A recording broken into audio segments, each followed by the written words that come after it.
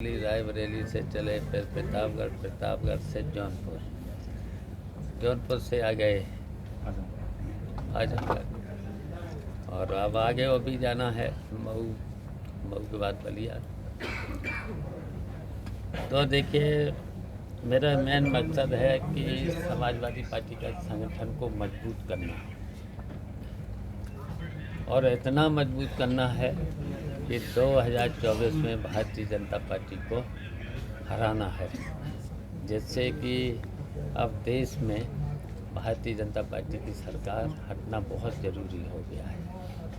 और ये सरकारें देखिए फेल हैं, उत्तर प्रदेश की सरकार हो चाहे दिल्ली की सरकार हो, हर तरीके से ये सरकारें विफल हुई हैं, कहीं पर भी जनता की समस्याओं को हल नहीं कर पाए। और जहाँ तक देश का सवाल है, देखिए महंगाई की वजह से, महंगाई के साथ साथ भ्रष्टाचार की वजह से, और देश पर जो इन्होंने कहा था कर्जा हम कम करेंगे, कर्जा भी देश पर बढ़ा लिया है। सीमाओं पर भी कहा था हम कब्जा हटा लेंगे, हटा नहीं पाए, कहीं न कहीं कब्जा बढ़ा है। देश की सीमाओं पर कब्जा दुश्मनों का बढ़ा है।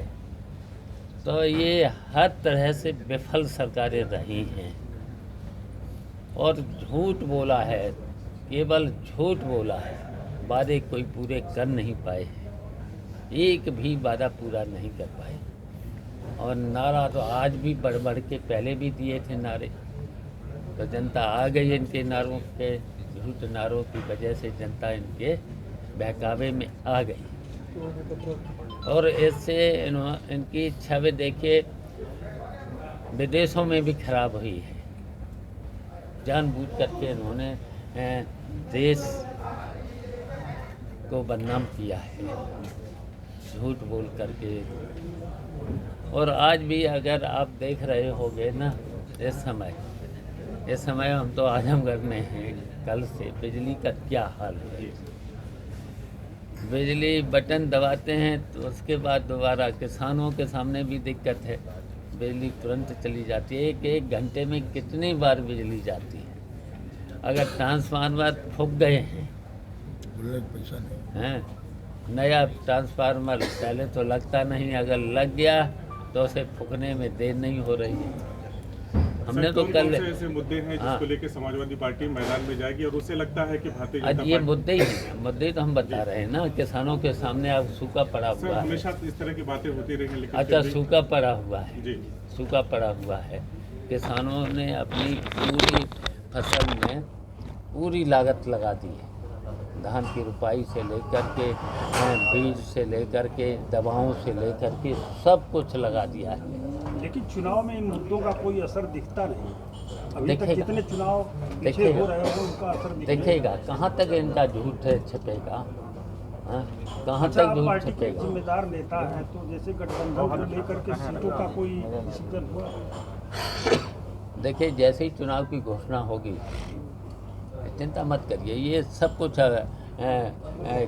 कर लिया गया है और सब हो जाएगा। लेकिन सपा के मुखिया ने अभी अपने उन 35 सीटों की जिक्र कर दिया कि हम अपने 35 सीटों पर चुनाव के प्रत्याशी जो है डिक्लेयर करेंगे। तो क्या गठबंधन से कोई बात हुई इस दिशा में? तो आपको सूचना मिल गई 35 सीटों का? अखबारों में आया था, राष्ट्रीय अध्यक्ष जी का बयान आया था कि हम 35 सीटों पर नहीं, अपने लोगों को लड़ाएंगे। अच्छा, मुझे पता नहीं चला, आपको कहाँ से पता चला? अखबारों में आया था। मैंने तो पढ़ा नहीं सर। इंडिया पढ़ा नहीं। कल जो है मुख्यमंत्री जी ने एक नया शिकोपा छोड़ा है कि ज्ञानव्यापी में जो ASI का सर्वे हुआ, उन्होंने कहा कि जो प्रतीक चिन्ह मिले हैं मुस्लिम समाज को आगे आके इसको हम लोग को दे देना चाहिए। देखिए, पहले तो ये न्यायालय में जब मामला पहुंच चुका है, एक मुख्यमंत्री संवैधानिक पद पे ऐसा कैसे कह सकते हैं? न्यायालय में जब पहुंच चुका है मामला, देखिए जब ये मामले जब देखिए कल्याण सिंह थे मुख्यमंत्री, जब राजनाथ थे मुख्यमंत्री, तब तो नहीं छिड़े। और देखिए जब न्यायालय में अगर हम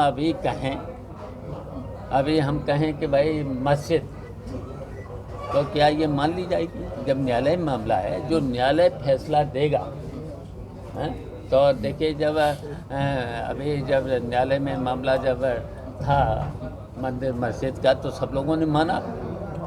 ये केवल भारतीय जनता पार्टी के लोग तुष्टीकरण की राजनीति करते हैं। जब चुनाव आता है तब तुष्टीकरण की केवल राजनीति करते हैं। जब न्यायालय में मामला है, न्यायालय में जब मामला है तो ये मामला तो न्यायालय जो फैसला देगा सब लोगों को मानना होगा, मानेंगे। सर, आपके सहयोगी ओम प्रकाश राजभर अभी आए थे, पुराने सहयोगी, उन्होंने कहा कि शिवपाल जी तो बड़े नेता बनते हैं, हमको हल्का नेता कहते हैं, लेकिन हकीकत तो ये है कि उनके आजमगढ़ में अखिलेश यादव का बर्थडे मनाया गया, उनका पोस्टर में नाम तक नहीं था, फोटो तक नहीं थी, और चुनाव भी दूसरे प्रतीक चिन्ह पे लड़े आप। इसकी चिंता उनको नहीं होना चाहिए। यहाँ की जनता को पूरे प्रदेश की जनता के दिल में है। दिख ही रहा है आजमगढ़ में, आजमगढ़ में देख ही रहे होगे, जौनपुर में देख रहे कि इंडिया के गठबंधन से भारतीय जनता पार्टी भयभीत है, और आपको क्या लगता है इंडिया वर्सेज इंडिया में कौन कौन से ऐसे मुद्दे हैं जिसको इंडिया भुनाएगा और जनता 24 में भारतीय जनता पार्टी के गठबंधन को नकार देगी? देखिए इतने मुद्दे हैं भारतीय जनता पार्टी, इतना झूठ बोला है।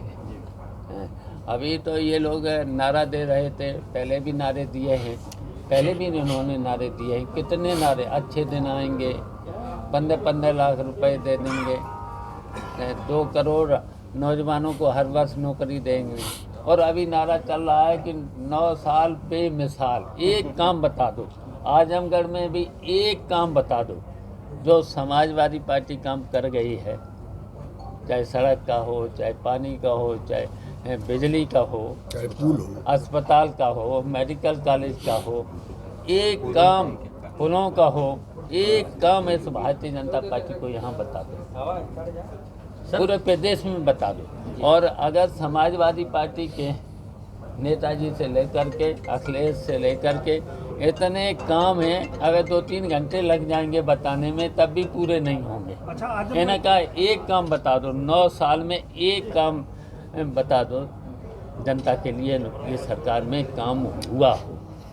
अब परेशान और कर दिया है, नोटबंदी से कितना परेशान, जीएसटी से कितना परेशान, बताइए। अब ये ट्रांसफार्मर नहीं दे पा रहे, बिजली नहीं दे पा रहे, पानी नहीं दे पा रहे हैं, दवाइयाँ अस्पताल में कितनी दवाइयाँ महंगाई कितनी, और भ्रष्टाचार बताइए।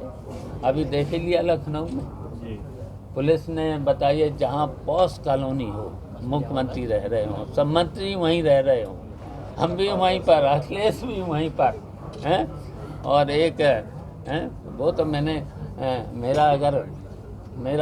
व्यक्तिगत अगर ये न होता, अगर कोई समाजवादी पार्टी का अगर कार्यकर्ता होता तो मैं पूरे प्रदेश में आंदोलन छेड़ देता इस बात को लेकर। बताइए, केवल वसूली, पूरा देखिए प्रदेश नौकरशाही के हवाले कर दिया है, कितनी लूट और वसूली, कोई सुनवाई नहीं है, जनता की कोई सुनवाई नहीं है सरकार में। सर, आजमगढ़ के सांसद तो ये तो मुद्दे ही हैं, और सुनवाई न हो और वसूली पुलिस करिए, पूरी नौकरशाही के हवाले पूरा प्रदेश छोड़ दिया। कहीं जनप्रतिनिधियों की, जनप्रतिनिधियों की, विधायकों के उपचुनाव में फिर भी समाजवादी पार्टी हार गई थी, वजह क्या थी? कहीं न कहीं भूलें होती हैं राजनीति में, भूलें। हम मैनपुरी में दे तो दिया जवाब तुरंत, अब फिर अब दे तो दिया जवाब, कुछ तो कारण निकला होगा। 3.25 लाख से जीती हुई थी तुम्हारी। और फिर जीतेगी, देख लेना आप। सर, सांसद निरहुआ है बार आजमगढ़ के, उनका यही दावा है कि अखिलेश जी तो 3 साल में ही चले गए यहाँ से, अब जो भी आवे, चाचा आवे चाहे भैया, उनको फिर हमारा के भेजेंगे। अच्छा, उनके बारे में तो नौटंकी करें, इनकी जब नौटंकी करते थे ना, हम मुख्य अतिथि तो इनके कई कार्यक्रमों में गए और फिर जब नौटंकी करेंगे तो फिर हम मुख्य अतिथि बनाएंगे, तो फिर आज चले आएंगे। तो वही काम करें और हम लोगों को राजनीति करने दें।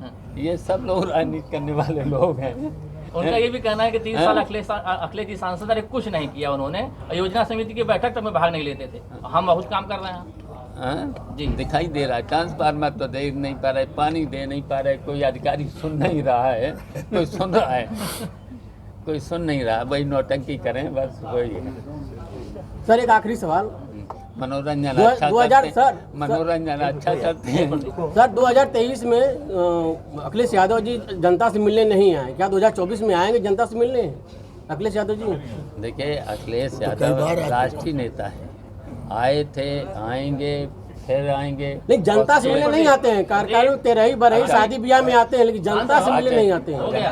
अच्छा भाई तुम्हारे पास है। 2023 में नहीं है, क्या 2024 के चुनाव में आएंगे? अच्छा, आपकी बार आएंगे, आपसे जरूर मिलेंगे। वो जब भी आते हैं सिविल में नहीं करते, इसलिए जरूर मिलेंगे और इनसे जरूर अध्यक्ष जी मिलवा दीजिएगा। आप समझ गए। चलिए धन्यवाद। हम लोग तो मिलते रहते हैं। इसका जवाब है।